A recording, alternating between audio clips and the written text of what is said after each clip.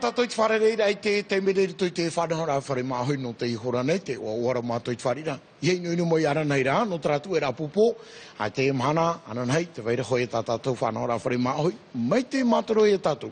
Ia mai te ina e oto, mai te ito mātou. E riro oto te wiwi e hātura tu parau te imatai. Aru e tātou ti e papa e hare nā me nana hoi e whai te mai tātou e, te ate atura o rera te hātata maire. Uha matau e te para. Tā mani Mario e tā mau pāti pure nā tu haitu tui o tui e pure. E manoi o tui nā te tui e tāpea ki ria matai. Atira i e parau. Hau meni e tātou whanau rawhare māhui, nā le nā i ke whai te o tātou mau manini. Oh, dis donc, c'est beau. Vous avez vu comment il est bien coiffé, Mario, aujourd'hui? Waouh. Merci, Mario. Ah, c'est ça. Voilà, c'est le vent qui a fait ça. Bonjour et bienvenue sur la première de votre émission Whare Maohi. Aujourd'hui, nous serons avec Maëva Pin, qui est la secrétaire de l'association Fetia Ri'i de Poindimier. Il y a une délégation de Nouvelle-Calédonie qui est actuellement présente sur le territoire. Ils sont venus faire un voyage, un échange culturel et artisanal, et ils ont été reçus notamment par une délégation de FAA, une délégation artisanale de FAA, et on sera tout à l'heure avec Maïmiti Barf, d'ailleurs la présidente de cette fédération, la fédération Rima VAVA. Patrick Slouch sera aussi avec nous. Il est éditeur, journaliste, écrivain, et il vient nous présenter son nouvel ouvrage. Ça s'appelle Papéité en capitale. On en saura un petit peu plus tout à l'heure. Pour les informations, on sera avec Chiquita Teiva Darouzès. Et puis pour autres invités sur ce plateau, nous aurons Michel Dechazeau et Pierre Olivier. Vous savez qu'aujourd'hui, ou plutôt cette année, on va fêter les 10 ans du FIFO. On va donc faire une petite rétrospective avec eux, quelques souvenirs. On va raconter ces 10 ans du FIFO. Christelle Boll est déjà là, c'est notre première invitée, c'est la directrice d'Air New Zealand Tahiti. Avec elle, on va parler de la 25e déjà édition du Salon de l'Anglais. Ça se passera demain et après-demain. Et ça se passera où? Eh bien, au centre Waima, Plaza Bass, juste au-dessus d'Air New Zealand. Et ça commencera à 8 h pour se terminer aux alentours de 17 h. Entre nous, en anglais. Good morning. Hi, good morning. Et après l'après-midi, maintenant, Good afternoon. Hi. Et le soir, maintenant, Good evening. Oi, tatato ia manini matamu hapi ia matu e nahi e prona i to matureo. Te pēr ano me solai, ai tere i te ahoe a. Tatato ia manini matamu. Ora tatu, tamima.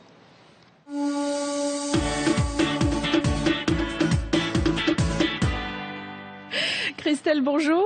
Bonjour. Bon, est-ce qu'avec notre anglais, là, approximatif, on devrait pouvoir aller au salon de l'anglais? Ah, mais complètement. On a déjà des bonnes bases, c'est déjà ça. Mais justement, c'est un salon qui s'ouvre pour tous les niveaux, que ce soit d'un niveau débutant, je dirais, où vous connaissez à peine les prémices de l'anglais, ou même pas du tout, ou des très bons niveaux, puisque ça s'adresse à tous ces niveaux-là. Et surtout, il y a un test à l'entrée pour que justement l'apprentissage se fasse. À l'entrée de quoi? Du salon? Non, pas à l'entrée du salon, je vous rassure.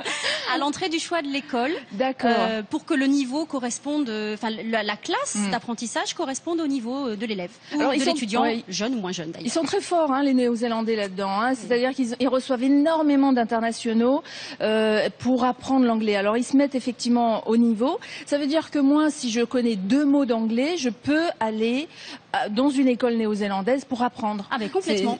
Et c'est le meilleur moyen d'apprendre en plus, puisqu'il y a une formule qui est toute faite pour ça, avec des cours le matin et des activités l'après-midi, ce qui permet le matin de travailler sur de la théorie de la conversation, donc avec une mixité. Avec la grammaire, les choses un peu moins drôles aussi, en fait. Ouais. Mais voilà, et une mixité de culture, puisque effectivement, comme tu le disais, on peut avoir des Coréens, on a des Brésiliens, on a une mixité de culture, de population. Avec le même niveau, puisque ce test donnera le niveau qu'il faut avoir. Oui. C'est-à-dire qu'il y a plusieurs niveaux de classe. C'est-à-dire il y aura la classe débutante, la classe intermédiaire, et puis ceux qui déjà parlent bien, mais qui ont envie vraiment de se perfectionner. Du niveau professionnel, du niveau business. Après, il y a tous les niveaux possibles. Donc oui, bien sûr. Et alors, il y a combien d'écoles qui seront présentées sur ce salon? Alors, 9 écoles. En fait, c'est les 9 écoles du programme Air New Zealand. Ce sont les 9 écoles qui sont toutes agréées du label English New Zealand, qui est un label de garantie gouvernementale et qui permet aux parents et aux enfants, donc aux élèves aussi, qui peuvent être enfants ou adultes, d'avoir la garantie en fait des bons cours, des cours contrôlés et des familles d'accueil contrôlées aussi, parce que ça c'est important, c'est 90% des questions. C'est-à-dire qu'on contrôle que cette famille d'accueil est apte à accueillir des étudiants chez elle, qu'elle a un niveau sanitaire suffisant, qu'elle a des ressources suffisantes pour donner à manger, exactement, pour avoir une chambre, parce que l'étudiant a une chambre là-bas et qu'il meurt de faim, exactement, et un contrôle est fait régulier pour voir que évidemment si ce service-là ne se dégrade pas. Donc ça c'est une garantie qui permet d'avoir quasiment zéro retour. Mais alors, on apprend l'anglais en combien de temps ? Par exemple, pour s'inscrire à une école, il faut y aller forcément plusieurs mois ou on peut apprendre en moins que ça ? Disons que si on y va 1 an, on apprend très bien l'anglais. Si on y va 2 semaines, c'est déjà des prémices. Tout dépend du niveau avec lequel on part. C'est sûr qu'en 2 semaines, on se met déjà dans l'ambiance, dans le bain, parce qu'on va parler anglais en cours, on va parler anglais avec les copains, on va parler anglais avec la famille d'accueil, on va parler anglais dans les activités. Donc forcément, on apprend ce registre-là. On apprend aussi l'autonomie, parce que c'est ça aussi, c'est pas juste de l'anglais, c'est se libérer un peu tout seul et se dire j'y vais. Je fais la démarche. Je me lance. Voilà, c'est ça. C'est-à-dire, là, vous parlez en tant qu'adulte ou en tant qu'enfant ? Parce que, oui. Les deux. J'allais dire, des fois, on hésite à aller dans un pays anglo-saxon, on se dit, oh là là, je parle pas un mot d'anglais, comment je vais faire ? Donc là, ça peut nous permettre de nous libérer un petit peu. Tout à fait. Ça s'adresse aux deux. On insiste souvent parce que c'est vrai qu'on a beaucoup d'étudiants qui ont entre 11 et 15 ans. C'est à partir de 11 ans. De nombreuses écoles, c'est à partir de 11 ans. Mais les adultes sont aussi les bienvenus. On a des écoles qui prennent à partir de 18 ans. Ça permet aux adultes de se sentir pas mixés avec des jeunes de 12 ans, j'allais dire. Parce qu'il peut y avoir une sélection de niveau, mais de maturité aussi. Donc il y a des écoles qui proposent qu'à partir de 18 ans, où justement c'est plus des écoles destinées aux adultes. Est-ce qu'on apprend l'anglais encore comme on l'apprenait il y a 20 ans ? Brian is in the kitchen, or My Taylor is rich. En France, un peu toujours. Moi j'ai ma fille en 6e, on est un peu sur ces prémices-là et on n'est pas loin de ça en fait. Donc c'est quand même les bases avec la grammaire, etc. C'est nécessaire, mais cet apprentissage-là, c'est vraiment la conversation, le parler, le vécu. Vraiment pour se débrouiller ensuite, une fois qu'on est dans un pays, que ce soit les États-Unis, l'Amérique ou l'Australie. Encore que les accents changent. Voilà, c'est ça. Mais quand on a la base, après, on repère les mots. Mais alors il y a l'accent, il y a des mots argotiques, il y a des mots qu'on peut échanger avec les copains, qu'on connaît pas forcément, qu'on n'apprendra jamais à l'école, sans que ça soit des grossièretés, mais des mots un peu plus usuels en fait. De l'argot. Oui, l'argot. Voilà. Le langage, c'est un peu comme en français aussi. Il y a des mots qu'on utilise ou des expressions qu'on utilise. Et puis, si on essaye de traduire littéralement, ça va rien donner. Alors, il faut voir le sens général. Donc, ces 9 écoles, elles sont situées entre l'île du Nord et l'île du Sud ou elles sont toutes... Oui, c'est tout. Ça couvre majoritairement Auckland. Maintenant, on a des écoles sur le Sud. On a Dunedin, on a Queenstown, on a Napier, on a Wellington. Il ne faut pas avoir peur du froid si on choisit les villes du Sud. C'est sûr. Ça dépend. Alors, si on y va en juillet, c'est plein hiver. En même temps, l'avantage, c'est qu'on peut faire le matin des cours, l'après-midi du ski. Donc ça, c'est quand même sympa. Maintenant, on peut y aller aussi, puisque la brochure qui vient de sortir est là pour l'année entière. Ça veut dire qu'on peut aussi déjà réserver pour le mois de décembre. D'accord. Et alors, plus on réserve plus tôt et mieux c'est au niveau tarif. Oui, alors déjà sur le salon, on a 2 offres spéciales très attractives. Déjà, parce qu'on veut inciter les personnes à venir rencontrer les écoles, puisque c'est en les rencontrant qu'on se met plus dans l'ambiance et qu'on a un feeling avec la représentante et qu'on se dit, c'est cette école qui sera mon choix, parce que elle sera la mieux positionnée pour en parler, mieux que nous, agents Air New Zealand. Puis ils viennent avec des photos aussi, j'imagine. Le liste des activités, des témoignages d'anciens élèves aussi. Il y a des anciens élèves d'ailleurs qui viennent souvent sur le salon aider les écoles qui viennent présenter les cours, parce qu'elles ont tellement adoré l'école qu'elles ont envie de venir juste de façon bénévole pour leur donner un coup de main et partager leur vécu en fait. Donc elles expliquent. Donc ça permet à chaque parent, pour eux-mêmes ou pour leurs enfants, de faire le tour des écoles.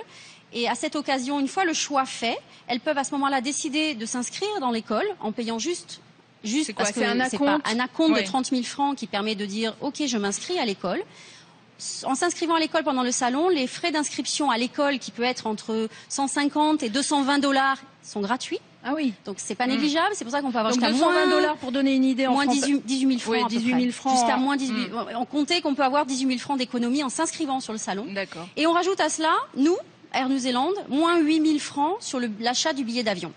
Parce que je ne peux pas vous dire c'est tel tarif exactement. Bien selon sûr, la date choisie, les vols sont plus ou moins remplis. Il y aura une sorte de bon d'achat. Voilà, c'est ça. C'est un bon d'achat. Vous achetez tout de suite, vous vous engagez tout de suite pour l'école. On vous offre une ristourne de moins 8 000 francs sur le billet d'avion. Donc 9 écoles seront présentes entre 8h et 17h. On le rappelle, plaza basse du centre Weimar, c'est-à-dire à l'abri. On voit, voilà, à l'abri. Ça c'est bien aussi. Mais bon, il y aura du soleil. Regardez. Pour l'instant, on se dit, on a du mal à croire que la pluie va arriver. Pourtant, elle est quand même prévue, mais plutôt samedi. Alors, on est quand même assez confiant pour demain. Bon, en tout cas, demain, 8h, 17h, samedi, pareil. Voilà. Je découvre les 9 écoles. Éventuellement, je m'inscris. Oui. Pour donner une idée de prix imaginons que je décide d'envoyer mon enfant ou même moi de partir un mois en Nouvelle-Zélande. Est-ce que les écoles, au niveau tarif, se ressemblent un petit peu ou il y a vraiment de grosses différences? Non, c'est plus ou moins similaire. Maintenant, c'est un peu plus cher pour Queenstown, par exemple, puisqu'il y a le vol intérieur à rajouter, donc comptez 20 000 francs en plus, à peu près. J'ai en tête le tarif, parce que c'est souvent la demande qu'on peut avoir pour 2 semaines. Donc 2 semaines de cours avec l'après-midi les activités, puisque c'est le produit qui marche quand même le mieux. Le vol, les transferts, la famille d'accueil, comptez 190 000 à 220 000 TTC selon l'école. Ah oui. Voilà. Mais là, dans ce prix-là, il n'y a pas le billet d'avion. Si, bien sûr. Ah si, il y a le billet d'avion, il y a les transferts, il y a l'hébergement famille d'accueil, il y a les cours. Le MAA est compris aussi? Alors, le week-end dans la famille, et le soir dans la famille, et le midi, juste prévoir un peu d'argent de poche. Voilà, quand même peu d'argent de poche pour qu'ils puissent manger ce qu'ils veulent, s'ils veulent aller au McDo ou un truc pour comme 7 $ ou 6 $, on mange sushi, McDo, salade, enfin voilà, c'est des prix abordables. Si mon enfant n'est jamais allé en voyage tout seul, qu'il a 11 ans, c'est peut-être un petit peu impressionnant. Comment est-ce qu'ils sont préparés? Enfin, comment ils sont accueillis? Comment on peut le rassurer? Alors, déjà, il faut qu'il ait envie. Parce que j'allais dire, je suis un peu dans ce cas-là. J'ai une fille de 11 ans qui, pourtant, elle pourrait être bien placée pour partir et qui n'a pas envie. Donc, j'ai pas envie de la pousser non plus. Je pense qu'il faut que ça soit un déclic qui vienne d'elle et qu'elle ait envie. En même temps, les enfants, des fois, on est quand même obligé de les pousser un peu. Mais 11 sinon, ans, ils feraient rien. Enfin, on dit à partir de 11 ans. Maintenant, il y a des enfants plus matures que d'autres qui ont vraiment envie à 11 ans de partir. Si à 11 ans, ils n'ont pas envie, je pense qu'il faut pas trop les pousser. Peut-être attendre un an, ça suffit. Mais bon, admettons, on les pousse un peu et on leur dit, allez, on y va. Ils sont vraiment encadrés de A à Z. C'est-à-dire que à l'arrivée, il y a un accueil de l'école. Quelqu'un qui parle français ou qui va parler en anglais? Alors, on a les deux. Je ne peux pas garantir que ça soit toujours du français, mais en tout cas, c'est des gens qui vont prendre soin et temps pour leur expliquer calmement ce qui se passe, avec quelques petits mots français parce qu'ils ont l'habitude quand même, pour les amener ensuite jusqu'à la famille d'accueil. Et après, la famille d'accueil peut les emmener, ou leur montre le trajet. Alors, généralement, les familles d'accueil, le premier jour, les emmènent à l'école pour leur montrer où c'est. Ou alors leur dit voilà, tu prends cet arrêt de bus là qui t'amène là et c'est juste là. La Nouvelle-Zélande, c'est un pays très très safe, enfin très sécurisant. Donc c'est vrai qu'en plus de ce côté-là, pour les parents, c'est rassurant. Donc l'enfant est encadré du début jusqu'à la fin. On lui remet aussi une carte avec un numéro de téléphone d'urgence qu'il peut appeler à tout moment s'il a le moindre problème, n'importe où il se trouve. On a eu le cas avec un jeune garçon qui s'était un peu perdu de bus une année et il s'est retrouvé un peu dérouté, se dire c'est pas mon arrêt, je suis perdu. Il avait sa carte, il a demandé à quelqu'un, enfin les gens autour, parce que les Néo-Zélandais sont très friendly et sont allés vers lui en disant on peut t'aider? Oui, je voudrais téléphoner à ce numéro. Voilà, je suis là, à tel arrêt de bus, etc. Et quelqu'un est venu le chercher, bien sûr. D'accord. Donc c'est quand même rassurant. Oui. Et alors maintenant, si j'ai 80 ans, je suis à la retraite, je me dis tiens, je me ferais bien un petit voyage comme ça. Est-ce qu'il y a une limite d'âge sur ces écoles? On met de 11 à 77 ans et plus, c'est-à-dire que c'est génial. À 80 ans, on doit avoir envie d'apprendre encore. Et je l'incite. D'ailleurs, je pousse ces gens-là à le faire. Ils sont accueillis aussi dans des familles d'accueil qui seront plus spécifiques pour eux, parce qu'ils vont se dire bon, effectivement, quelqu'un de plus âgé a peut-être aussi envie de pas être en famille d'accueil. Le choix est possible. Donc d'accord. Donc c'est ou famille d'accueil ou quoi alors? Ou appartement s'ils souhaitent, ou maison, tout est possible. En général, ils aiment bien se confondre aussi dans la vie de tous les jours des Néo-Zélandais, donc c'est bien aussi, mais certains préfèrent leur autonomie. C'est possible. Donc ça, c'est possible. possible. Ça a un coût supplémentaire, j'imagine. Oui, voilà, quand on est, bien sûr. C'est un peu moins cher si on reste en famille. Voilà. Est-ce qu'on est obligé de faire des échanges?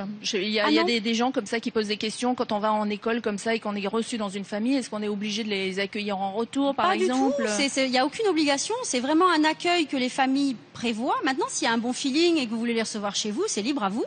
Mais il n'y a pas du tout d'obligation. Non, c'est pas un échange parce que l'échange voudrait dire quand dans la famille d'accueil où vous allez, vous avez un enfant qui peut avoir le même âge que votre enfant, ce qui n'est pas toujours le cas. D'accord. Et que vous allez dans la classe de cet enfant-là, quel que soit votre niveau. À la limite, on met une sorte de critère, c'est-à-dire voilà, mon enfant est végétarien, il a 11 ans, je veux une famille. où Voilà. ils mangent peut-être végétarien aussi Voilà. et où ils ont des enfants du même âge. Voilà. Donc tout ça, ça se travaille et on le découvre. Voilà. C'est à sans partir- garantie quand même, mais Oui. on fait le maximum pour Bien sûr. répondre aux attentes du client. Mais bien en tout cas, entendu. c'est demain et après-demain C'est qu'on ça. découvrira toutes ces écoles qui vous proposent des séjours pour apprendre l'anglais, vous perfectionner, pourquoi pas. Et si vous voulez en apprendre plus, vous allez sur le site web www.airnewzealand.pf. Il y a également une page Facebook, c'est Air New Zealand Tahiti, et un numéro de téléphone, le 54 07 47 54 07 47. Merci Christelle et bon salon. Merci beaucoup, merci à vous, au revoir. Au revoir. Oia, maruru mai te no te tatara hapatonu atu o te e whanhaura. Ananahei tanu atu e te mhanam ai hare mai nei.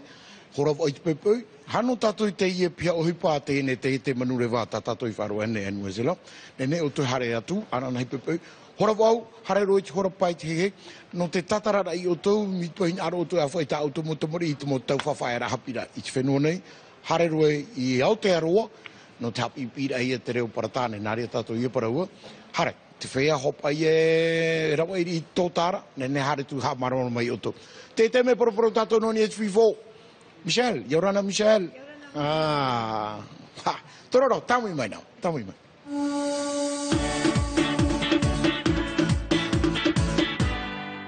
À chaque fois que j'entends FIFO, j'ai envie de chanter. Taurua FIFO, FIFO, FIFO. C'est rentré dans la tête, c'est incroyable cette chanson. Alors, le FIFO fête ses 10 ans cette année. Bonjour tous les deux, merci d'être là et bonne année. Léna, bonjour Mario. Yorana bien. 10 ans déjà, donc Pierre-Olivier, la première édition, tu en as encore un souvenir? Comme si c'était hier, mais il y a des cheveux blancs en plus. Beaucoup de stress aussi, mais ça y est, c'est fini. Donc non, 10 ans, ça a passé une vitesse incroyable, très très vite. Et puis c'est super de voir cet événement qu'on a créé. Surtout que quand on lance un événement comme ça, on ne sait pas quel sera son avenir au fond. Oui, c'était un sacré challenge au début. C'était un challenge, amener un public qui est pas habitué à voir du documentaire, voir des documentaires pendant une semaine comme ça. On est parti 3 jours, après 4, 5, et maintenant c'est plus d'une semaine. Donc c'est super, cet événement et le public polynésien surtout, c'est accaparé cet événement, et ça c'est la grande réussite du FIFO. Et en fait, tous les ans, vous avez eu de plus en plus de succès, de plus en plus de monde. Oui, c'est Chaque vrai. année. C'est vrai. On a eu de plus en plus de films, voilà. Et puis la structure qu'on avait pensée dès le départ a marché, et on l'a fait perdurer en fait. Et c'est vrai que la structure, bon, on a un peu augmenté les jours, etc. Mais toute l'organisation, est restée la même sur la tout à base. fait. Donc Et des puis, formations gratuites, des projections tout au long de la semaine, en soirée, le week-end, pour donner la possibilité aux gens en fait de le voir même quand ils travaillent. C'est-à-dire qu'il y a des gens effectivement qui peuvent pas se déplacer en journée, donc vous leur proposez des projections le soir ou le week-end. Si vous deviez retenir, je sais pas, une édition en particulier de ces 10 années. C'est difficile parce que d'abord elle se mélange un peu dans la tête. Moi j'étais délégué général pendant les 8 premières éditions. Non, j'ai que des bons souvenirs. C'est vrai qu'il y a beaucoup de travail, de belles rencontres, et puis surtout des beaux documentaires. Moi j'ai plein de documentaires qui me resteront à jamais dans ma tête. Alors quand je vous ai invité, vous m'avez dit il y a un film, j'aimerais bien en parler. Alors on n'a pas d'image malheureusement, mais Bastardi, c'est un film qui vous a marqué. Pourquoi? Mais Bastardi, moi les documentaires, il faut que je rentre dedans, il faut que je suive l'histoire. Pour moi, c'est un coup de cœur, un documentaire.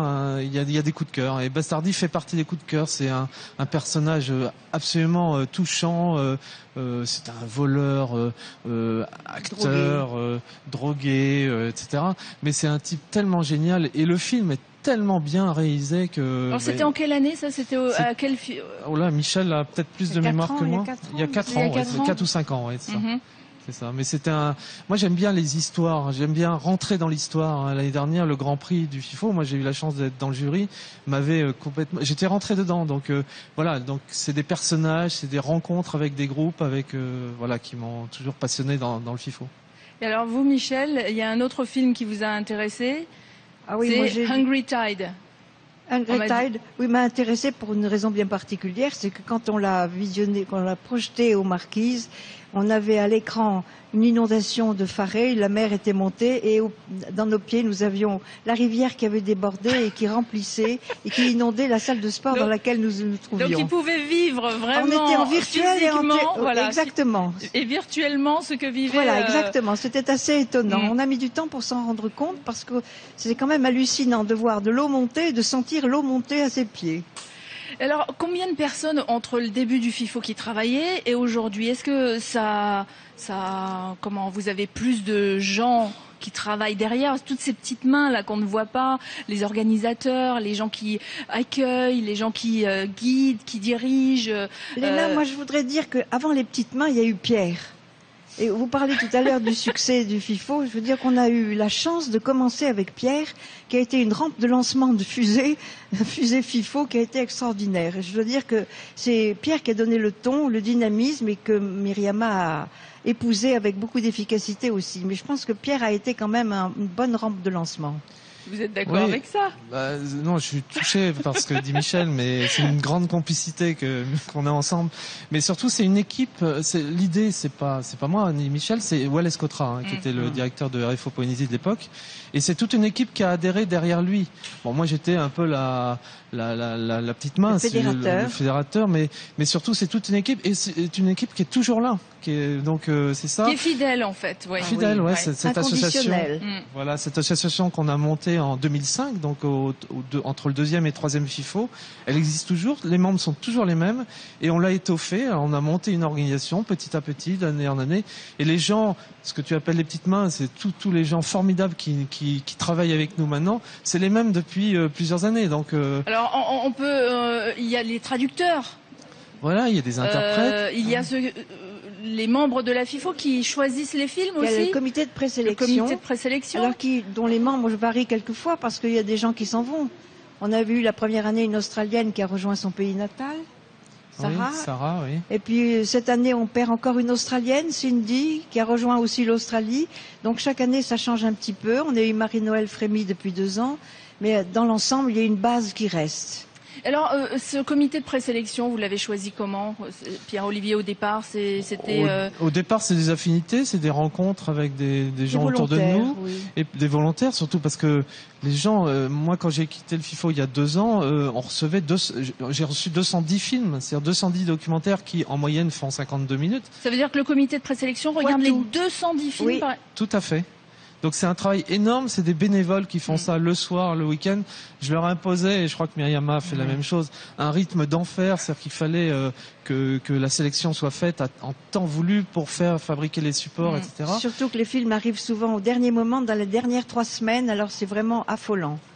Donc c'est tous les soirs des visionnages, et ensuite vous faites quoi? Vous faites des sortes de fiches. Oui, de fiches. Et puis, si tout le monde est d'accord, Alors d'abord, il faut choisir quand vous en recevez 200. Vous en choisissez combien? Vous en gardez combien?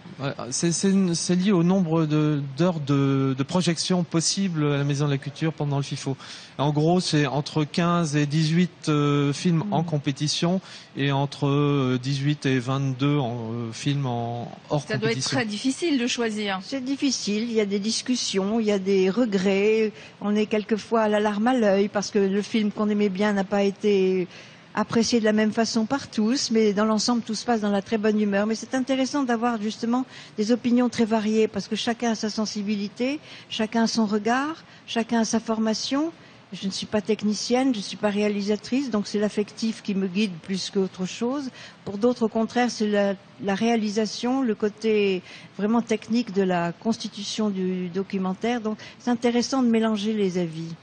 Et Pierre-Olivier, quand vous avez commencé les premiers festivals, qu'il fallait choisir, je sais pas, les membres du jury, par exemple, là, qu'est-ce qui vous a motivé à choisir les uns plutôt que les autres? Ou est-ce que finalement les personnes qui venaient de métropole, qui ne connaissaient pas encore le festival, répondaient avec plaisir, ou il a fallu vraiment batailler au départ? Alors, d'abord, c'est un travail d'une équipe de l'association. Les membres parisiens, en général, je travaillais beaucoup avec Wallace à l'époque pour choisir, parce que c'est surtout lui qui était à Paris à cette époque-là. C'est lui qui faisait la promotion hors territoire. Surtout le président du jury est la personne emblématique du FIFO de l'année. Donc, il faut trouver une personne quand même disponible, ce qui n'est pas évident fin janvier, début février de Paris, qui puisse venir une semaine ou 10 jours. Donc, c'est assez long pour eux qui sont très occupés. Donc, faut une personne quand même un peu connue, charismatique.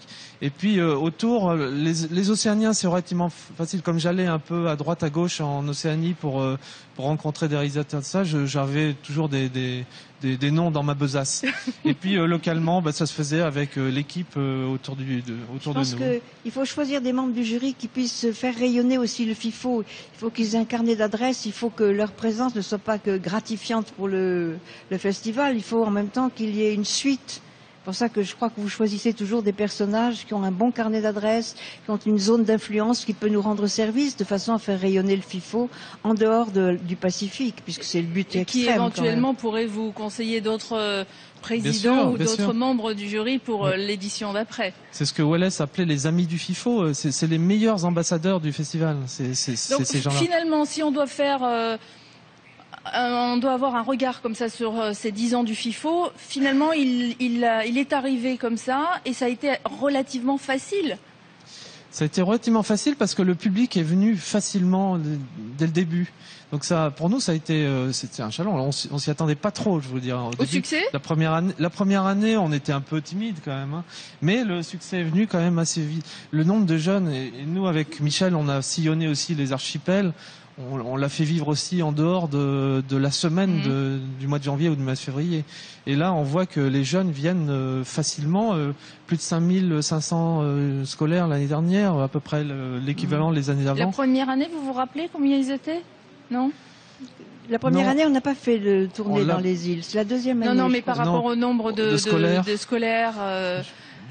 C'était très nombreux. On avait été très nombreux. Dès le départ, Dès le départ, on s'est rendu compte que la population, comme les scolaires, était heureux de découvrir l'Océanie. Moi, je trouve que c'est la première leçon qu'on a tirée du premier festival.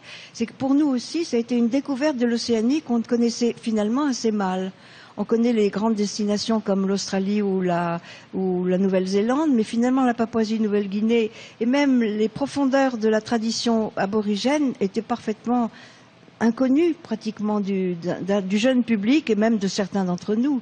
Donc ça a été quand même une découverte, je crois que c'est ça l'atout du FIFO, c'est que c'est une découverte extraordinaire du monde océanien. Et est-ce que vous pensez que ça a suscité des vocations au niveau local ? Est-ce que vous pensez qu'entre le premier FIFO et aujourd'hui, il y a de nouveaux réalisateurs ou de nouveaux sujets sur la Polynésie ? Là, on fait un petit peu, on se regarde un peu le pitot parce que c'est vrai que c'est important aussi quand on a des films qui représentent la Polynésie. Est-ce que vous pensez qu'entre le premier FIFO et aujourd'hui, il y a des gens qui veulent faire plus de choses ? De ce côté-là, le succès est indéniable. Pourquoi ? C'est que d'abord les professionnels se sont réunis et se sont associés. Donc il y a une association, il y a un syndicat maintenant qui existe de professionnels de l'audiovisuel. Et puis depuis, il y a eu la PAC, l'aide à la production audiovisuelle.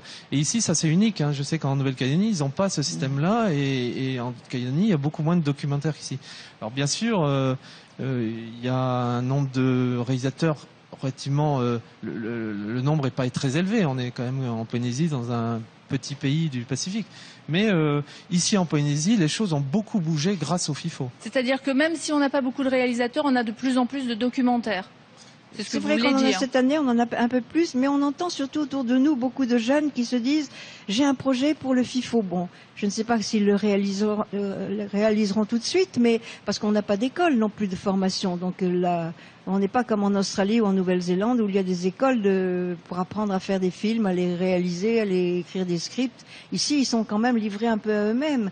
Mais on entend autour de nous quand même beaucoup de jeunes qui ont envie de se lancer dans le FIFO.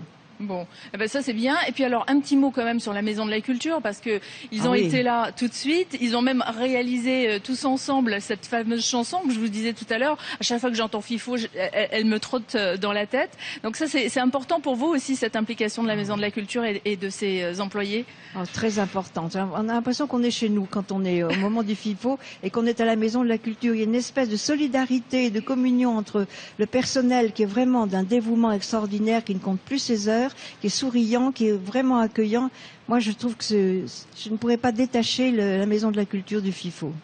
Non, je crois qu'ils ont adhéré et vraiment, quand on passe dans les couloirs de la Maison de la Culture, moi ça m'arrive encore, malgré ma distance que j'ai pris du FIFO, c'est incroyable. Ils sont tous, ils attendent l'événement avec impatience. Malgré la somme de travail derrière. Bien sûr, et c'est ça qui est formidable. Énorme.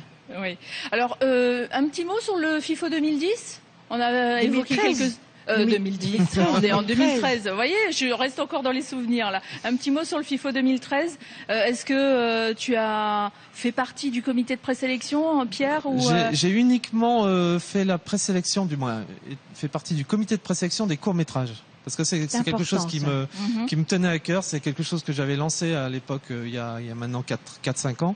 Et le court-métrage, pour moi, c'est vraiment un petit bonheur. Et alors, on va avoir de belles surprises cette année ?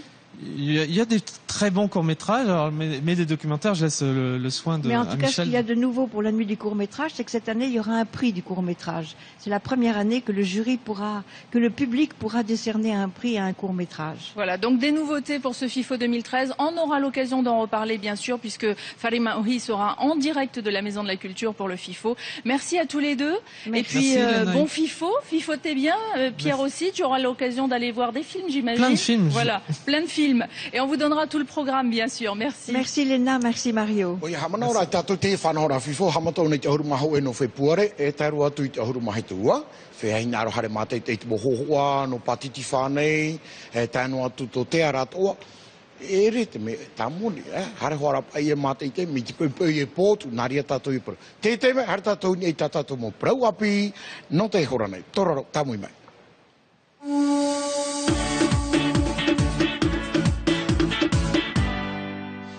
Le journal de la rédaction présenté tout de suite par Chiquita Teiva Darouzès. Bonjour Chiquita. Bonjour. Et on commence avec un petit point sur la tempête. Tempête, dépression, cyclone. On l'attend ce Gary. Il est où ? Eh bien, selon Météo France, la tempête s'est transformée en cyclone de catégorie 3. Gary est encore loin de la Polynésie, plus précisément... elle continue de se diriger vers le sud-est et plus précisément vers les îles Cook. Selon Radio Nouvelle-Zélande Internationale, ils estiment les vents près du centre du cyclone à 148 km/h avec des rafales momentanées de 203 km/h. Les prévisions peuvent encore évoluer. Et puis justement, la société Aremiti annonce à la population des îles sous le vent et de Tahiti que les rotations de ce vendredi et de dimanche sont annulées. Ah, carrément. Carrément. D'accord, donc c'est vrai qu'il y a beaucoup de houle en ce moment. Il vaut mieux. On parle environnement aussi dans ce journal. Et bien sûr, donc la commune de Punaouia en avait parlé l'an dernier de l'élaboration d'un livre blanc et après plusieurs mois de réflexion, les travaux rédigés par les partenaires privés et associatifs ont été présentés ce matin à l'hôtel de ville dans la salle de conseil de la mairie de Punaouia. Plus de précisions donc à ce sujet-là ce soir. Et puis au registre social, la grève au port autonome a finalement été reportée encore de 24 heures. Les négociations se poursuivent donc cet après-midi à 14 heures à l'inspection du travail, donc toujours entre le directeur du port autonome, les sociétés d'accounage et les syndicats. Et puis pour terminer, on parle économie. Eh bien, c'est un trésor du Fénois dont il est question. Le Moneuil et la filière a beaucoup de mal en ce moment à s'en sortir parce qu'elle est menacée par une loi et aussi par les augmentations successives du prix de l'huile de coco. Conséquence, les professionnels n'ont plus les moyens d'organiser la semaine du Moneuil. Les précisions de Heidi Enko et de Jérôme Lee. C'est avec les difficultés que connaît l'huilerie de Tahiti que la première hausse du prix du litre d'huile de coco a lieu en décembre 2011 avec une augmentation de 12%. Puis en avril 2012, une seconde hausse est imposée aux producteurs, passant le prix du litre à 310 francs, soit près de 35% de plus en quelques mois. C'est là une première mauvaise nouvelle. On aimerait que déjà le politique nous fasse un peu plus confiance dans la filière. Effectivement, on a émis des souhaits aussi d'aller un peu plus en amont que la fabrication du Moneuil et on voudrait être intéressé aussi à la partie raffinage de l'huile de coco.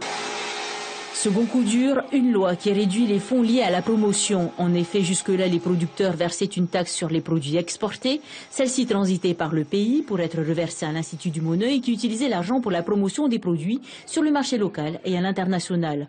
Aujourd'hui, ce sont près de 10 millions de francs que l'Institut ne touche plus.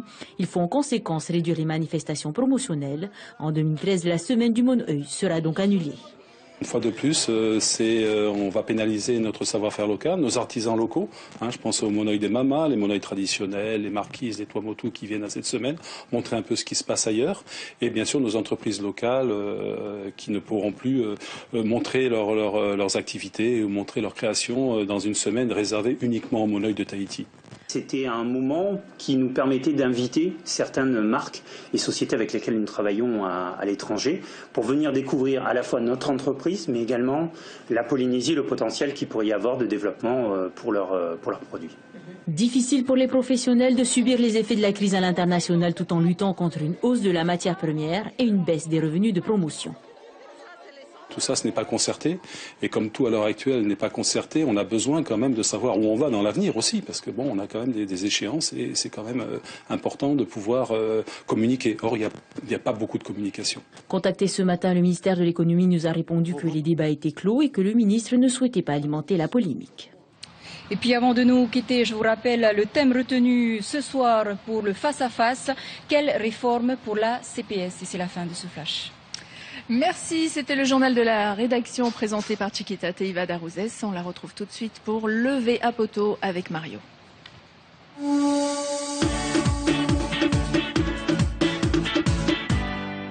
Oia, maruru mai te tato wharere ai te hora te no tato mo pra api poto no te whanau hi mai Chiquita na moro Yorana. Yorana Mario. Maruru mai te hamata tau na moro na ni te parau e atutu no nei te mahana te matai. Oia mau te matai prohiap ai wa taui tēnei te matai gari wariro mai e matai rorowhai te mhana mea te aroa oia i tō tātou nei mō pāwhenua te hareti aneira te matai rorowhai te pāwhenua tutema iau te wha i te ratio niuterani te nia ia te pua i o te matai i te whai tō hanere mhaahuru mā au kilometera i te hora e hara tātou e matau mea te aroa gari tō tātou mō pāwhenua e riro atoa tōna aveia i te tau i te mō teime atoa. E no rira te whaarat o meira te tei te aremiti wheri e whaorehia te mautere ia i te pēraro mataima i te i mhanapa e te i atoa a tapati. Nā tātou noa hi o tua, no me whaohoro mātou i aru arei o e rapa mai te rapa hiti au te rā. He amatau ahura te ua, nā oia tātou e ua e matai i mamano. Nā ria me peo e te para. Mi peo ahura hia te punura, i he pari mena mātou te hapea. Atira ia parau. Hei mai taura toi te oire no punawia, te weinei te tei wharere, te tawana, e te tei momero noni, e te tei tumu parau, whahia hia mai te nora toi te oire no punawia. Oia mau, wharota toi te mateti mere e nei te parau ia no te i puta, i roto te whaitera ahia te mauarat e ra puritita no te oire ia no puna au ia, tra, weinei nei ia te i puta ua e parohi e rātou, i te pepei te reira te vauvaur ahia, i mua ia i te mau papa i vea, tā parohipa te wherurihia mai, e te mau te te nun ato e te mo ta atira e weinei te oire no puna au ia. Tano mo te tarano o tō te huira atira, no puna avia. Ani, e atura te parau api no te whaera o hepai o ni te wahau? Tra o whanu aho hia ia, no anan hei poi i te piahi upo ar ature o te ohipara i te nei teime, ai tā i hamata atura te mau tau ar aparo i te hora piti roi te hei nei, e hamata i rutupu i te whaatire o te wahu, te mau pauti te i te hivi tau hi ata anu atu, te eupupu CSTP whau. Parau hope ana tātou no te mene parau ia no tātou monoi. Ua wharo o tātou e whea mo te ti tamatara mai e monoi utua whare. Muri hora harera ia te teimo te patur ai e tā rātou tapuro hipo. Te tawhiwhiri i rā te ia mō pra whatu te e te hamani nei te monoi, ja? Oia mau, he mo he a tātou Mario, te monoi te te i whowha, e uta e tapi o reihia nei i te ara, tra, te whiwhiat o nei ia tēnei am a uhipa, te tumu, ua mararoa ia te moni ritera henu ari ohia nei, e ua tapuhia te whowha a te mautei e te hamani monoi, no te parau ia, no te whaatia nira, trai ua ore atu oia te parau, no te hepetoma, no te monoi, te mera te mau hapapura, e tuho o tawrihia mai, e Jerome Lee. Te hinuha ari te ie no te mau mutu, tua mutu e no uhiwama. Te hou o nā haneriti e hapa utua whare e ora nei te hipa puha. Iauti te tāwrihia i teiti e ho ori te rahia. Wahitim awera te feia hamani mon oi te mar ata oer ate moniri te rahinu haari. Mai te piti hanere tur ahur frani te ni ate imhana te toru hanere ahur frani te ritera. Toru ahur mapain e te hanere te mar airoto te hoe area ho e mathaiti. E rei hoa te moni hinu haari te mea papu. Te hinaru nei ra matu, ia hapapu mai te whātarir anu te pūtawirir a hinu, e ita te tariwha, ritera, e maraw ahau. Yo te ata hamani pua no paea, hitu ahuru mapain e te hanero tana matete te i te whenuaia. Nona, te hepe tomano te monoi e moiha a fofa, no te amhauta i te rau au te mohinu o te whenuanei.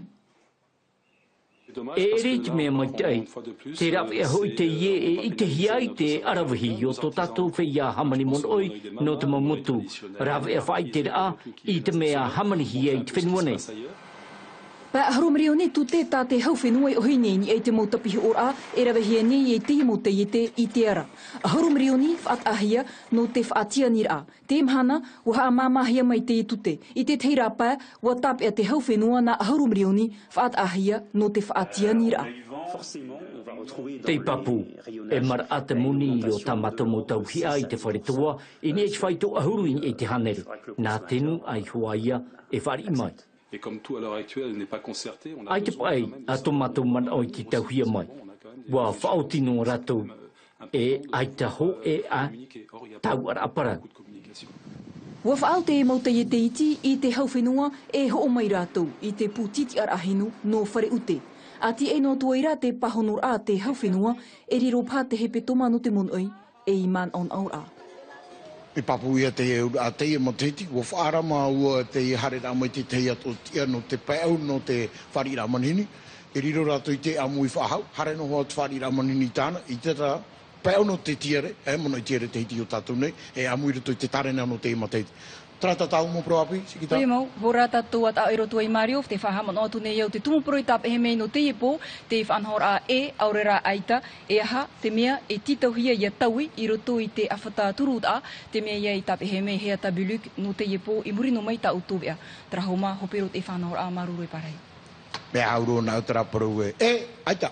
Ia wiwina e ia pahonuna me e di pahonura ai te fai te mai mau sikita oira para manini fai toto o te poti ai ia te iri i to i te tuai te o tata to manini papa e te oire pu te hoi a puta tata i ne popai i Patrick amui mai to pu tata ia manini te hora whatever.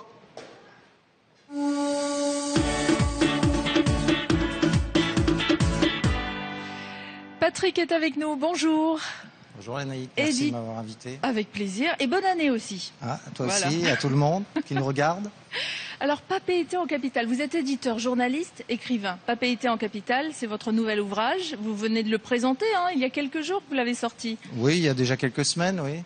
C'est arrivé à la fin de l'année, juste pour les fêtes, pour Noël, tout à fait au bon moment. Oui. Et qu'est-ce qui vous a donné envie d'écrire ce livre ? Je crois que la première chose, c'est vraiment l'envie de rendre un hommage à la ville de Papeete, qui m'a donné beaucoup, pour laquelle j'ai beaucoup travaillé. J'ai habité de longues années à Papeete et je trouve que c'est une ville qui est pas suffisamment connue. J'avais envie de pas mieux souvent faire mise connaître. En valeur, c'est vrai. Voilà, pas on a mise en tendance valeur. à se dire, oh là là, c'est la ville. Pff, voilà. Alors on voit souvent les endroits, les moments qui sont pas très agréables, toujours. Et en réalité, si on veut bien regarder, il y a des choses magnifiques. Et c'est ce que j'ai essayé de montrer dans mon livre. Et vous l'avez vu tout de suite, ces choses magnifiques, ou alors il y a quelqu'un qui vous a mis... Non, personne. Personne vous a inspiré. C'est moi-même, mais c'est quand même avec le temps. Et puis je me suis dit, quand on voit cette ville sous le soleil, tous ces arbres, une des visions qui m'ont le plus frappé, c'est quand on est sur les collines, qu'on voit la ville de Papeete depuis la colline, comme ici par exemple à Pamatai, et on voit toute cette verdure. Déjà, je me suis dit, mais il y a quelque chose là. C'est vraiment une ville qui est beaucoup plus agréable qu'on ne le croit. Ouais. Malgré la pollution, malgré les voitures, malgré les bouchons, il y a des choses à découvrir. C'est une ville. Et alors, vous avez travaillé comment sur votre découverte de la ville de Papeete? Parce qu'une fois que vous avez fait votre prise de conscience en vous disant, finalement, la ville de Papeete, elle a des choses. Vous avez creusé au niveau archéologique, vous êtes allé voir... Archéologique, n'exagérons rien. J'ai pas fait des fouilles fouille dans les rues. Quoiqu'en ce moment, ça serait peut-être plus facile avec tous les travaux qui se passent actuellement. Non, c'est-à-dire que je travaille sur Papeete depuis plus de 20 ans, 25 ans. Donc j'avais accumulé un grand fonds d'archives, de photos, etc. Et donc j'ai commencé à arpenter la ville, à photographier toutes les rues, les édifices et les alors situations. Vous avez fait appel à des personnes sources, par exemple, je sais pas, des gens au niveau de la commune de Papeete qui auraient pu vous renseigner. Oui, je travaille avec la commune de Papeete depuis 1995. Je produis le magazine annuel de la commune depuis l'année 2000. Donc je connais quand même bien Papeete. Donc vous aviez déjà votre carnet d'adresses pour Papeete. Voilà, et puis on travaille avec quelques livres. Il y avait déjà quelques livres qui existaient avant. Mais ce que j'ai voulu surtout montrer, c'est le Papeete d'aujourd'hui. C'est pas, bien sûr, il y a un aspect historique. D'abord, Papeete elle-même est un livre d'histoire. Quand on commence à s'intéresser au nom des rues, etc., c'est ça qui est le plus passionnant dans Papeete, c'est que c'est un livre d'histoire à ciel ouvert. C'est ce que vous faites en fait. Vous parlez du Papeete d'aujourd'hui, mais vous faites un petit peu des références, voilà, à des personnages connus. À l'historique et des personnages connus qui ont donné leur nom. Par exemple. Eh bien, ce qui était intéressant, c'est que dans les temps plus anciens, on donnait des noms de rues. C'était le gouverneur qui donnait les noms des rues, enfin l'administration française. Donc on a des noms de rues de personnalités françaises, pas toujours très connues d'ailleurs, hein, ou très connues. Alors, qui n'ont pas toujours mis les pieds à Tahiti et encore moins à Papeete. Et petit à petit, maintenant, on localise un petit peu, c'est-à-dire qu'on a des noms de rues. On débaptise des noms et on les rebaptise de nom de quelqu'un. Tout à fait, ou alors des noms des rues qui n'avaient pas encore de nom. Par exemple, Faréouté. Prenez Faréouté, tous les noms étaient désignés par des lettres. Il y avait la voie A, la voie B, etc. Donc en 2009, si je ne m'abuse, par exemple, on a donné la voie qui passe le long de la rivière Papeava. On l'a baptisé Francis Cowan. Je ne savais pas, vous m'apprenez quelque chose. Donc tout ça, on l'apprend dans le livre? Tout à fait. Alors, vous allez en apprendre énormément. Je suis d'ailleurs surpris des découvertes que les habitants même de Papeete font parfois en lisant mon livre. Quelles autres découvertes vous avez fait vous-même? Découverte à quel point de vue, par exemple? Sur ce que vous partagez avec nous, sur un personnage, par exemple, qui a une rue, ou un bâtiment, ou... Oui, il y a des bâtiments qui sont très intéressants. Par exemple, malheureusement, ne sont pas toujours très bien entretenus. Il y a un problème d'entretien. Par exemple, vous avez l'hôpital de Waiami, qui est le plus ancien bâtiment en dur de la ville de Papeete. Il a été construit, si je me souviens bien, en 1849, donc juste après l'établissement du protectorat. Ça fait partie des tout premiers bâtiments qui ont été construits. Et il était question pendant un certain temps de le réhabiliter, d'y faire un centre culturel. C'est dommage que ça n'ait pas été fait parce que c'est vraiment aujourd'hui, un bâtiment ce sont des bureaux. Ce sont des bureaux, mais enfin dans un environnement qui est quand même très dégradé, très dégradé. Oui. Donc, est-ce qu'on peut visiter cet immeuble, enfin ce bâtiment? Oui, je pense. Il n'y a pas de souci. Bien sûr, on va peut-être pas rentrer dans tous les bureaux. Bien sûr. Mais je pense qu'on peut rentrer dans les cours intérieurs. Par exemple, moi, c'est ce que j'ai fait d'ailleurs pour aller prendre mes photos. J'étais obligé de m'introduire des fois dans les. Au niveau architecture, par exemple, sur ce bâtiment-là en particulier, est-ce que vous donnez quelques références sur En principe, quand j'ai l'information, je la communique, bien sûr. Oui. Souvent, je donne les noms des architectes. Par exemple, vous avez, dans les années 60, un style qui s'est développé à Papeete, qu'on a appelé le style néo-polynésien. C'est-à-dire qu'il y a une série de bâtiments qui ont apparu à cette époque-là, comme la Maison de la Culture, comme le Haut Commissariat. Vous voyez, c'est ce genre d'architecture avec des bardeaux de bois, des grands toits comme ça. C'était moderne, mais on gardait un petit côté local. C'est ce qu'on a appelé le style néo-polynésien. Donc on peut reconnaître un peu les époques comme ça parce que c'est par vague, ça s'est fait un peu par vague. Est-ce que vous avez un endroit préféré dans la ville de Papeete? Un endroit préféré. Un endroit magnifique, oui. Par exemple, l'avenue Pouana, ça c'est magnifique. Il y a un autre endroit que j'aime beaucoup, c'est Cours de l'Union Sacrée avec la vue sur le diadème au fond. Il y a une vue fabuleuse. Quand un touriste arrive, il faudrait l'envoyer où en fait sur Papeete? Parce qu'ils ont tendance à pas savoir où aller en fait. Ce qui serait bien, c'est qu'effectivement qu'il y ait des tours organisés qui leur montrent un peu ces endroits qui sont méconnus, parce qu'il faut quand même connaître, il faut aller à la bonne heure parfois. Si vous voulez voir le diadème depuis le cours de l'Union Sacrée, je vous conseille d'y aller le matin à 7 h. Donc c'est pas toujours. Là on le voit bien. Bon, là c'est magnifique. Ce matin on aurait pu, cet après-midi je sais pas. C'est magnifique. Souvent le ciel est plus dégagé. Papeete, il y a un microclimat. Et c'était difficile pour les photos d'ailleurs parce que c'est bien pour les habitants. C'est-à-dire qu'à partir de 10 h, 9-10 h, jusqu'à 3-4 h de l'après-midi, il y a un couvert de nuages qui protège du soleil. Mais malheureusement, pour les photos, c'est pas l'idéal. Donc il faut faire les photos avant ou plus tard. Donc vous vous êtes levé tôt. Voilà, il faut.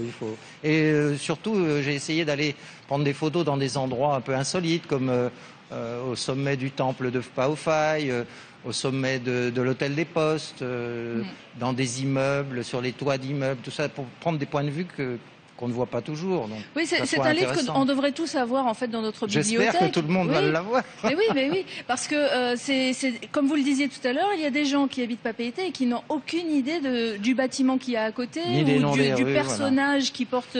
C'est un peu le sort de beaucoup de villes. Les Parisiens vont rarement à la Tour Eiffel aussi, et c'est les touristes qui vont le visiter. Mais je pense que les habitants de Papeete auront un grand plaisir à découvrir leur ville. Vous partagez de très très belles photos, donc c'est un livre facile à lire.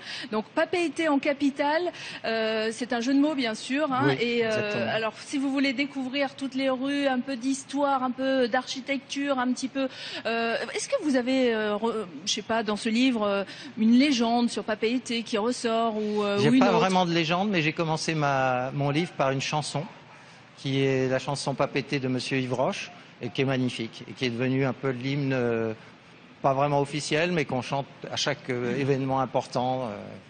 Alors, ce livre, on le retrouve chez tous les libraires? Bien sûr. Voilà. Et si vous voulez plus d'infos, vous allez sur le site, par exemple, de la ville de Papeete, puisque vous allez avoir toutes les informations concernant ce livre et les rues. Mais vous avez aussi la page Facebook, c'est Mahana, les éditions du Soleil Tahiti. Un numéro de téléphone, ou plutôt de 58 40 91 pour le fixe et le 71 62 63 pour le Vini, si vous voulez plus d'infos. Patrick, merci. Merci beaucoup, merci.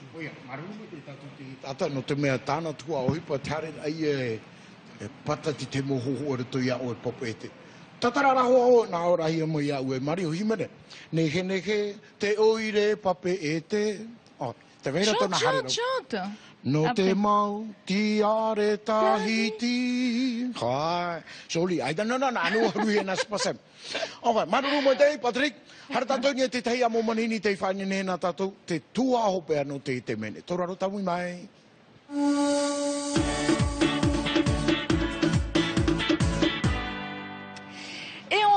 On accueille nos deux dernières invitées sur ce plateau. Bonjour toutes les deux. Il y a Maeva et Maimiti. Prenez vos micros.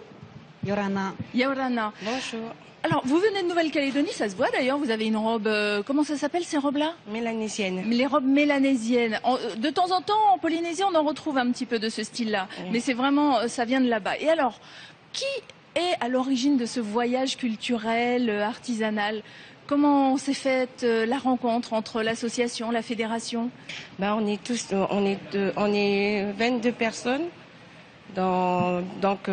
disons 41 personnes, et 9 dans le membre, et la présidente, la secrétaire et la trésorière. Disons que c'est plutôt la présidente qui a fait les démarches avec la secrétaire. Est-ce qu'elle connaissait quelqu'un sur place ici? Ses parents qui sont ici. Oui, la famille.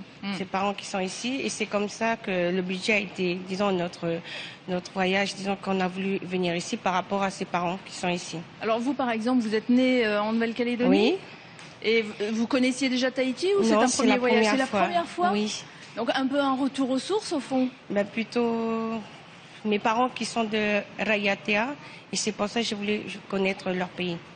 Voilà. Et alors, là, vous êtes arrivé quand, toute cette petite délégation de Nouvelle-Calédonie? Le 17 janvier. On est arrivé le 17 janvier. Et qu'est-ce que vous avez fait depuis votre arrivée? La mairie nous a vous a accueillis. Voilà, nous a accueillis, et aussi la présidente Maïmiti, leur fédération Rima VAVA nous a accueillis. Et voilà. Le but de ce voyage, c'était quoi? Juste de découvrir ou d'apprendre aussi? De découvrir et aussi de promouvoir la culture. Votre culture, c'est-à-dire... La culture polynésienne en Nouvelle-Calédonie. En Nouvelle-Calédonie. D'accord. Ça veut dire quoi? Ça veut dire que cet échange culturel et artisanal, vous êtes venu aussi pour apprendre une technique, une façon de travailler? Oui, on est venu apprendre surtout comment faire les morées, parce qu'on dit que souvent que Tahiti ont souvent des nouvelles choses, et c'est pour ça qu'on est venu aussi apprendre tout ce qu'il faut apprendre sur la culture, voilà. Ce que vous portez là, par exemple, est-ce que vous l'avez appris à faire ici? Oui, on l'a appris à faire ici. Voilà. Et alors, c'était quelque chose de nouveau pour vous? Oui, très nouveau, parce qu'il y a des choses qu'on ne sait pas. Vous voyez, c'est pour ça qu'on est venu là. Alors, c'est formidable quand même cet échange, parce que parfois, quand on est artisan, on n'a pas trop envie de partager ses secrets, sa façon de travailler, parce qu'on se dit oui, après, il y a l'autre personne là-bas qui va le faire. Donc là, c'est une preuve d'ouverture extraordinaire. Ouais, oui. Voilà, c'est... je sais pas quoi. Est-ce que c'est facile d'apprendre? Au début, c'était très facile quand même. Au début, pour moi, c'était difficile, mais pour d'autres personnes, ils savent déjà, ils ont déjà les bases. Les bases, voilà. Vous, par exemple, en Nouvelle-Calédonie, vous travaillez sur quoi? Vous êtes artisane Non, pas du tout, rien. Ah oui? Vous aviez jamais fait ça? Non. Ah ben voilà pourquoi c'était un petit peu difficile. Voilà. Donc là, vous pensez que vous allez pouvoir refaire ça là-bas? J'espère. Oui. Voilà. En donnant un petit côté peut-être un peu plus mélanésien que polynésien, quoique les deux peuvent très bien se mélanger. Un mélange, voilà. Et qu'est-ce que les autres ont retenu, ou quelle est leur expérience? Vous avez parlé avec les autres personnes de la délégation de Pointe-Dimier? Ils ont dit que c'est tellement joli, il y a tellement de choses à apprendre qu'on ne sait plus où on doit aller, sur quelle table. Et ils sont là, moi je vais apprendre celui-là, moi je vais apprendre celui-là. Attends, moi je vais là. Et voilà quoi. Donc une belle histoire, une belle rencontre pour un premier voyage. Pour les autres membres, c'était un premier voyage aussi, à part pour la présidente? Oui. Oui. Et pour celles et ceux qui ne connaissent pas Pointe-Dimier, c'est où en Nouvelle-Calédonie? C'est au nord. C'est-à-dire c'est au nord, vers le nord. C'est très loin de Nouméa? Nouméa, c'est 300 km de Nouméa. Et 5 heures de route. 5 heures de route? Au car, 5 heures de route, en voiture, 4 heures. Donc vous avez fait un long voyage pour venir nous voir. Voilà. On vous remercie, on vous souhaite encore un bon séjour chez nous. Vous repartez quand? On repart mercredi. Très bien. Merci et bon apprentissage alors. Merci. Oia, miti Yorana. Yorana Mario. Maruru mo te ia, whari mai o tau, oi hoi te oire no whaanei, te tāti rāri ma vea. Oia mo Mario, oia mo whari me mātou te tāti rā, oia no te whenua no taratoni mei, i te oire no Pointe-Dimier. Whereri a rātou i amui mai? Hauru maho e. Hauru maho e. O tai ana mai rātou? Te harera rātou i te hopeta mo hope i roto pui tātou, ere anei? Te hopeta mai mua. Hui atu e rātou. Hui atu e rātou. Ani, tō rātou tere i o tātou nei? Tō rātou tere i o tātou nei, trahoaia me hare mehi o tō rātou mō wheti. Hare mehi o tō rātou mō wheti. E no te harat or au me e hi o i tā tātou mō hiro o tumu, a? Mi te e tā tātou i tēnei nei te awhata te ata te ena... Oia, e tamahaine te maro te i amui mai roto pui tātou. Oia, e te horo ara i atara i te roto i o tau, i roto i te para tātātou mō te mari. Oia mau e Mario, no te mea, i te awa eti ureira, wo pōng mai te ho eti ato rātou, no te harmei e whare a mātou i te oire. No te anir ai e te ho e tauir a, hiro o tumu, tra ia wo whae mai a rātou i roto pui a mātou, ho e hopetama. Anan heia te hopetama, anan heia te mahana hopea. Mi tā oto i te mera tēnā e piti nā aiu te mei te mahinine, nā rātou i hoa i hamani tō rātou mō ahau. No te mea hoi e pupu ori o tā rātou, wa whainene mai a mātou te mō māmarima i, no te amui te hira wha ai te rima o tāu e ha maruru mai te ira, no te horor a mai rātou i te hoe teime, hoe hopetama no te hapi ai te mō prata mari i, wo i te wotiro tō rātou mō ahau i a rātou i hoi te hamani ia, tra ia mi tā tātou māt e meira, no te mea hoi o mai rātou te mō pipita pai ore, o tā mātou i wha ohi pātu no te hamani ai tō rātou ahau. no te ori a mai I mo ia matou anan hei ia wate. Ani e te tare na hipa no te imhana ita. Te imhana o ia te hamani mai rato to rato mo no te me hoi anan hei tu oru ma hoi. Te hamani mai rato. Te ora o to pitia. To te nei e to taratoni. E to taratoni. Te hamani mai re rato te taponi te parau no te waa e te parau no te horor anan I hoi te Timaurau. Trap e poi errore. Te hamani mai re rato, tramu te ano anan he, ia vai nei nei ano anan he. Hora I wau haamata tratu aroma hoi. I roto hoi te au o te whare oire no whaa. Roto hoi te whare au no te oire no whaa. E hata mana hope o tō hatam ai a rato? E mana ia no anan he, hora horu maho e wa tam ai a rato. In he oi hare mai, o ruona, I hare mai. Piti tau tini matu. E reha au o tō tātou pai te rahuru. I hare mai te monini e whaari iho a tātou I te tāna ai te me hope ha? O ia mau e Marioa, o tāu ia haa maruru to ara te oire no whaa a, te tātou tāwana, e peritini o ino te no porinia te ane, nān, o ona ti turu papu mai te tere a mai te mo prata mar ia, mo hor ohi at mo rāw e at ono rato poro te tra I piti hopa to mai orahi ara rato ini. Hei mei rau, ngai te e pupu nā te whenua taratoni mei, no te hia matai nā? Pointi mie. Iau hi otu e mo te mari hoa no te whenua nei, pāri rau whanau I taratoni? Wo whanau e mo pāpāti hare tu irawe hi pairi tu parau no te min, e wo whaea moro, e wo whanau ki tamari, e o tāu ia whaia ia nei no te mea hina arto hoa rato hi o tō tātou whenua. Profeti ia. Wo pong mai a rato. Maruru mai tei, mai miti tāra mai te toere I rai a maua le nai ke Vesegond, hawi testa I ona I te parau mā. Tahia Filer, o ai tō mahana whanau āpiti auru maha mo teiti, tēno atu ia o tino, pahero, o ai tō mahana whanau nā rato tēni rā tāu e whenio rosina, para hoa te mo wheti pāto te apa me te atu ne, le nai. Voilà, les autres dédicaces demain, et puis on vous fait plein de gros bisous. Merci à tous nos invités, et à demain. Maruru. Et comment on dit?